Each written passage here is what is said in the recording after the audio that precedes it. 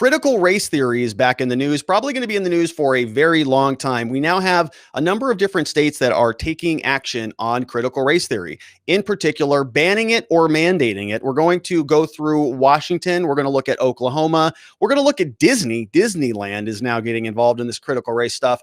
And then we're going to go look at a legislation tracker by a guy named Christopher Rufo, who's sort of assembling a landscape overview of what the critical race theory battleground looks like throughout America. So let's start by going over to Washington. Washington State just passed and signed a new bill into law that mandates critical race training. And so you'll see this here. Washington Governor Jay Inslee signed into law a bill that incorporates the doctrine of equity, cultural competency, dismantling institutional racism, all into the training for all K-12 educators across the state. So we've got this coming down the pike. We got Senate Bill 5044, which just passed the state legislature in April, and the governor signed it into law today. It says here that the school districts in Washington must use one of 3 professional learning days to specifically train all staff in the topics of cultural competency, diversity, equity, or inclusion. Isn't that nice? The topics were among several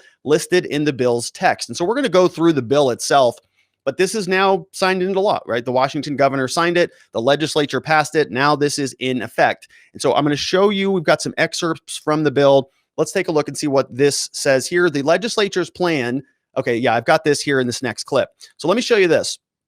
So when you go through a bill, and when new laws get enacted, typically what you'll have is a section that's called legislative history or legislative intent. It's sort of where the government is giving you the framework, the bases for why they're passing this bill. Why are we doing any of this to begin with? And so they're going to come out and say, well, we need to tax you some more to raise money for schools.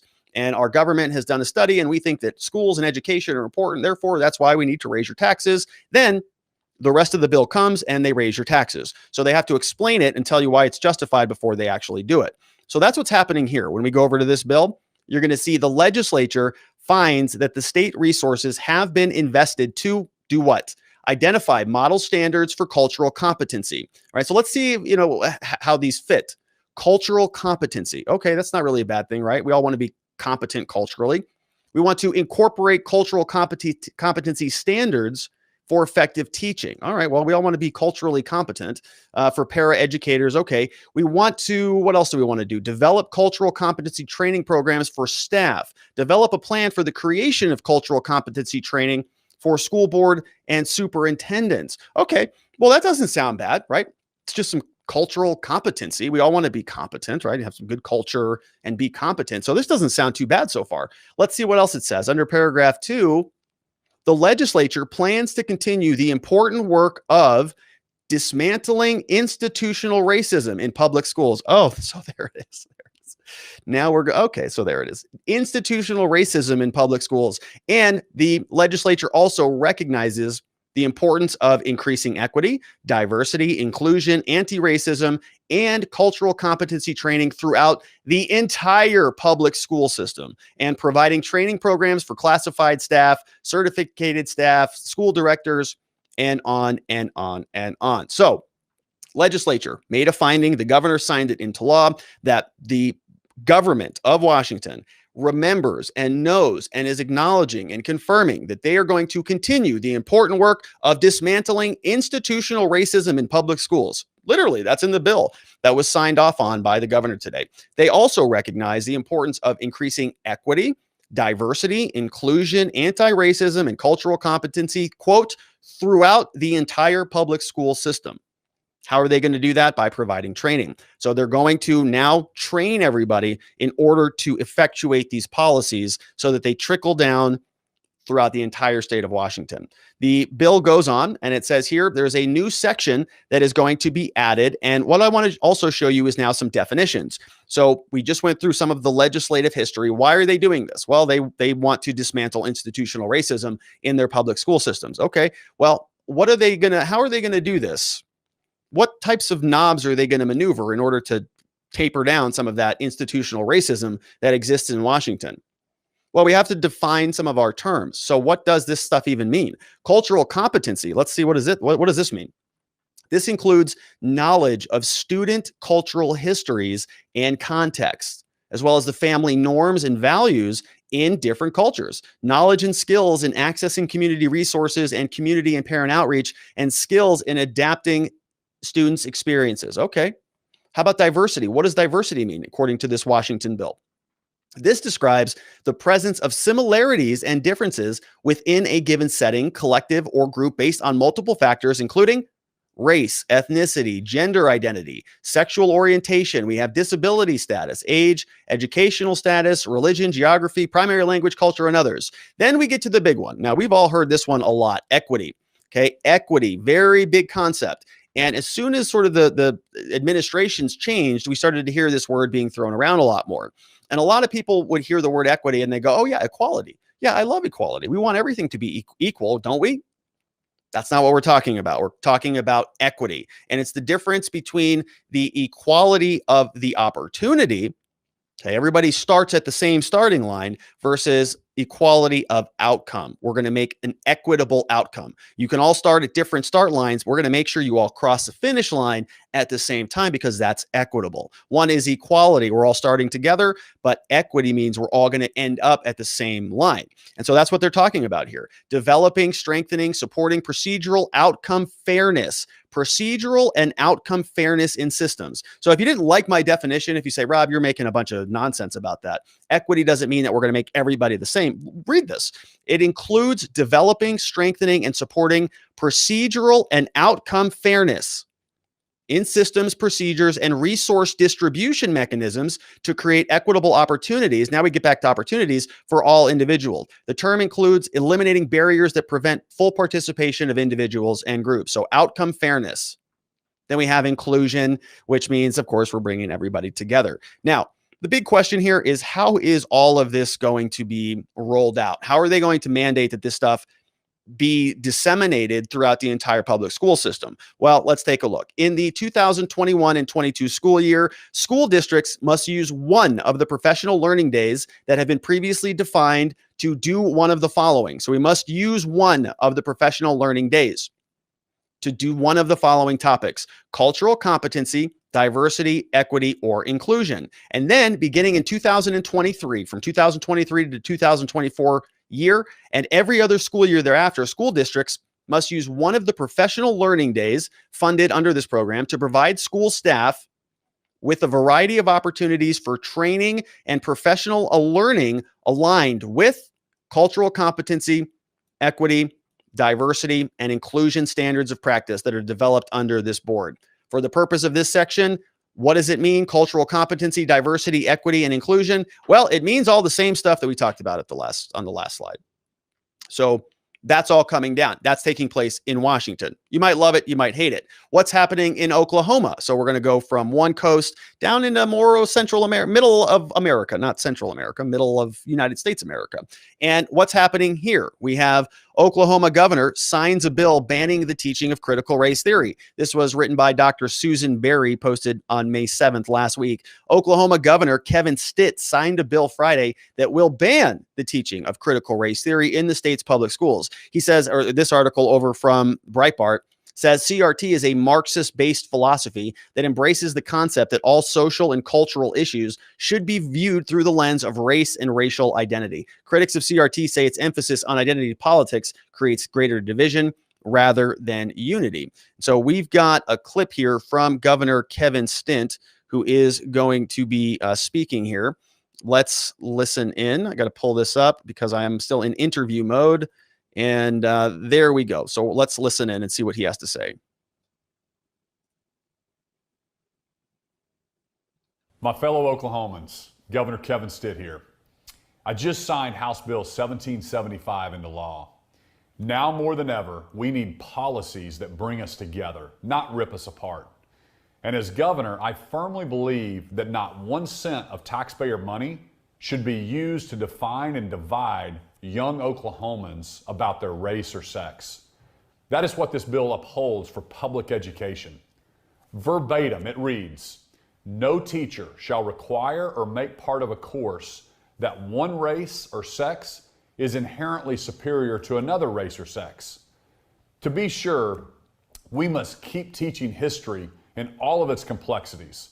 and encourage honest and tough conversations about our past. Nothing in this bill prevents or discourages those conversations. In fact, this bill clearly endorses teaching to the Oklahoma academic standards, which were written by Oklahoma educators and include events like the Oklahoma City bombing, the Tulsa race massacre, the emergence of Black Wall Street, Oklahoma City lunch counter sit-ins led by Clara Looper, and the Trail of Tears. We can and should teach this history without labeling a young child as an oppressor or requiring he or she feel guilt or shame based on their race or sex. I refuse to tolerate otherwise. During a time when we are already so polarized, we cannot revert to 100-year-old thinking that a person is any less valuable or inherently racist by the color of their skin. Martin Luther King spoke of a day when people in America would be judged not by the color of their skin, but by the content of their character. House Bill 1775 codifies that concept that so many of us believe in our hearts, including me.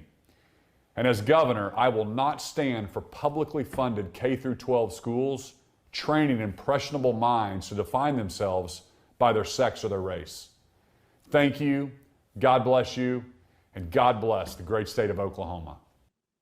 Interesting. So we have a pretty big division sort of developing in this country, right? We've got Jay Inslee over there on the one side out of Washington saying that they are going to be now training this stuff, and you're good, obviously the teachers are going to learn about it, and then that's going to pass down to the students and the administrative support staff, all of those people. You go over to Oklahoma, not happening. They're not even going to talk about it. Instead, they're saying, well, no, we're just going to teach, the same stuff that has already been approved. We're going to leave all of the racial stuff out of it. And he's leaning largely on this concept of the children. Why should a 10-year-old kid in 5th grade or whatever that is, go through and have to answer the question about why there's such a racist piece of garbage for being 10 years old and being white, right? Do we want that happening in schools? I'm not saying that is happening, but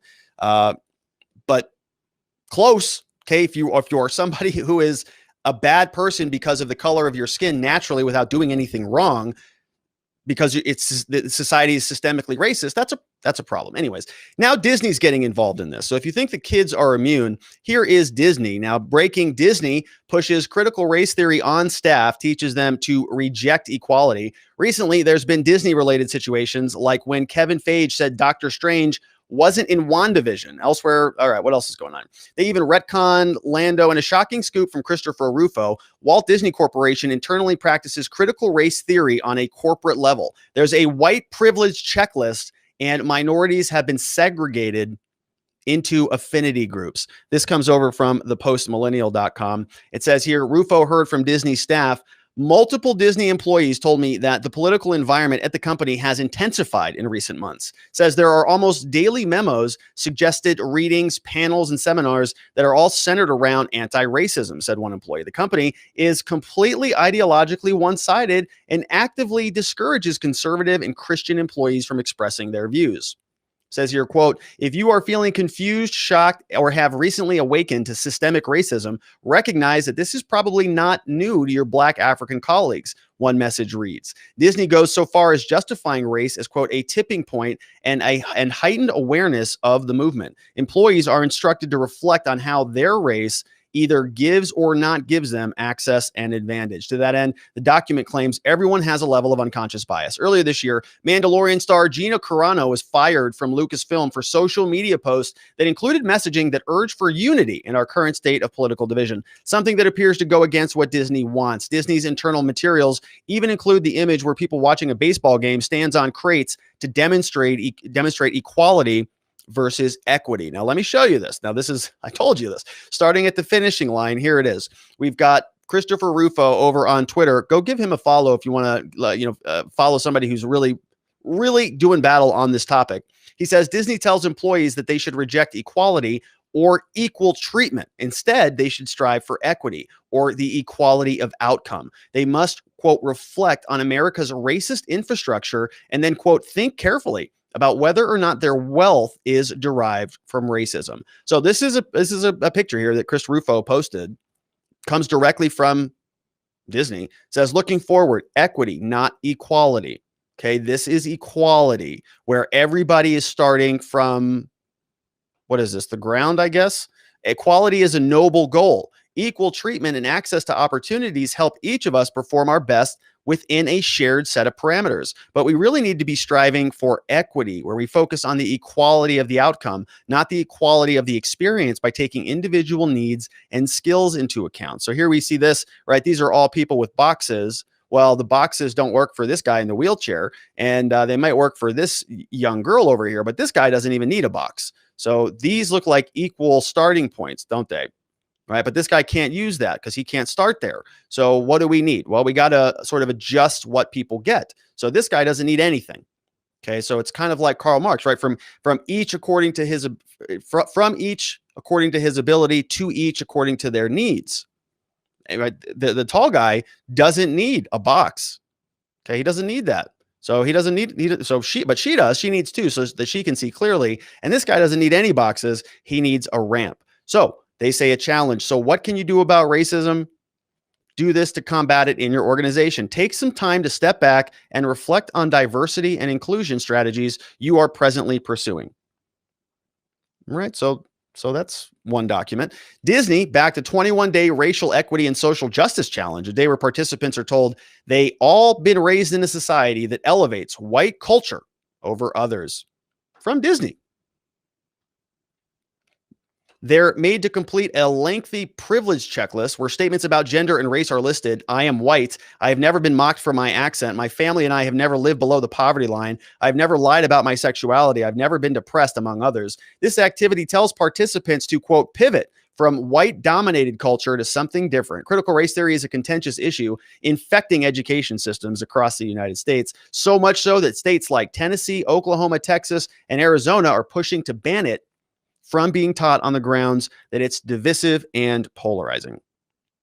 Disney claims that America has a long history of systemic racism and transphobia and tells employees that they must, quote, take ownership of educating yourself about structural anti-Black racism and, quote, not rely on your Black colleagues to educate you, which is emotionally taxing. So they have down here, Walt Disney's company, Reimagine Tomorrow. Recognize that your colleagues are also processing the ways in which the pandemic is disproportionately affecting the Black community. If you are feeling confused and shocked and have recently been awakened to systemic racism, recognizing that this is not new to your Black friends. Avoid messages like, I can't believe this is happening. The murders of Breonna Taylor, Sean Reed, Ahmaud Arbery, George Floyd, Tony McDade, Nina Pop, Rayshard Brooks, Adam Traore, and other countless others are part of a long history of systemic racism and transphobia. In solidarity with U.S. protests, we are seeing similar protests. Current unrest represents a tipping point. Take ownership about educating yourself against Black racism. Do not rely on your Black colleagues to educate you. This is emotionally taxing. We've talked about a lot of those cases on this channel. I've always put the fault on that on cultural issues and policing issues, maybe with some racism issues overlapping, but they're just saying it's one issue, racism and transphobia. So we have Christopher Rufo also saying white employees are told to work through their feelings. Reflect on the diversity of your personal and professional networks and how racial and other dimensions of your identity give or do not give you access to advantage. Acknowledge your emotional reactions. Recognize your colleagues are also processing these things. Be involved. Do not question or debate Black colleagues' lived experience. For example, are you sure they meant it that way? It's not a race thing. I'm playing devil's advocate. Instead, reserve judgment and offer statements of validation if someone shares their experience. Acknowledge and listen with empathy when Black colleagues share their lived experiences. Avoid saying, I feel you, I've been there. Instead say, I hear you. Tell me more about what that felt like. Avoid conflating Black experience with other communities of color. While other people of color are subject to racism, there is a unique history that has led to anti-Black racism in the ways in which it shows up. So Disney's in on it too. Get ready for it. It's coming everywhere. Every single organization is going to be touched by this thing. And there's going to be a certain segment of society that just refuses to play that game. And I think long-term, maybe they are the victors. Christopher Rufo also put together a CRT legislation tracker. So he's got, if you want to go check this out, you can take a look. He's got a spreadsheet that looks just like this. And it's got a lot of information on it. So it says here, Our movement to abolish critical race theory indoctrination in public institutions has caught fire. State legislatures across the country have introduced legislation to prohibit public schools and state agencies from promoting race essentialism, collective guilt, and state-sanctioned racism. Sign up for his newsletter today, and I encourage you to do that. I have. So it is a good one. And if you go and follow this, just the link is in our slides, but you can also go and just go to christopherrufo.com/CRT-tracker, and you will see it. He's talking about an Arizona bill passed the Senate and the House, waiting for the Senate to pass with the amendments. We've got 1532, SB 1532 prohibits public schools and state agencies from requiring courses or trainings in controversial policy or social issues, prohibits training with divisive concepts, and establishes a monetary fine. Schools or agencies violate the amendment. So Arizona's on top of this stuff. We've got the Great Seal from the state of Arizona. You can see what this looks like. Here's just a quick snippet of the bill. I'm not going to read through this whole thing. I know many of you are not in Arizona. This is a floor amendment. So what are we doing here? Let's see. They are saying that this prohibits a school district from discussing controversial issues, requires a teacher to prevent controversial issues from diverse and contending perspectives without giving deference to any one perspective if the teacher chooses to discuss controversial issues, prevents a teacher or an employee from requiring or making part of a student's all right, public policy position. So this goes on and on and on. You can see this is what the actual bill looks like. So we'll see if the governor signs this. Sounds like there was an amendment that was taking place. So this is happening, right? Probably happening in your state. Let's jump into some of the questions. We've got Sharon Quidney says, I don't know about you, but if I were forced with mandatory CRT training along with mandatory struggle sessions, 1, I would quit. 2, get a major lawsuit going. This CRT indoctrination is not only racist, therefore unconstitutional, it is also abusive. It's the kind of stuff that takes place in labor camps and prisons. Yeah, I wouldn't subject myself to that. No question about that. I'm out. You know, if you think I'm a piece of garbage and you don't want me working here and you think that I'm so racist and reprehensible, then I just won't work here, right? I don't want to be around people who think that about me just naturally. Oh, you're a white guy, therefore everything you do is what's wrong with America. Let's go work somewhere else. The Darb Lassier says, when they say cultural competency, they actually mean cultural Marxism. And when they say dismantling institutional racism, actually means dismantling the constitutional system and transforming it into a full fascist state. They are openly saying they are traitors to the country and the Constitution, and no one does anything. Well, Chris Rufo is doing something about it. He's really, really keeping good tabs on everything that is happening around the country. We have LT13 says, Rob, I do agree with giving extra resources mainly ends up being kids who come from poverty, because if a kid can read on grade level by 3rd grade, it will make for a better society. Yeah, listen, I'm for that, right? I'm not for kids who can't read or anything like that. Like, I want everybody to have all of the opportunities that they can, but just not at the expense of other people, which is sort of what this sounds like. You know, this person has too much, so we're going to take from him and give to that person. And everybody's going to be sort of equal, which is the definition of Marxism. I mean, that is not what made America what it is today. So it's troubling, to say the least. Nadarb Lassier says, I don't understand why the federal courts can't or won't do something about this. And type of stuff that blatantly violates the Constitution and encourages destroying our current government system. This is treasonous behavior. Is it not? Well, it's cultural stuff, right? It's really cultural.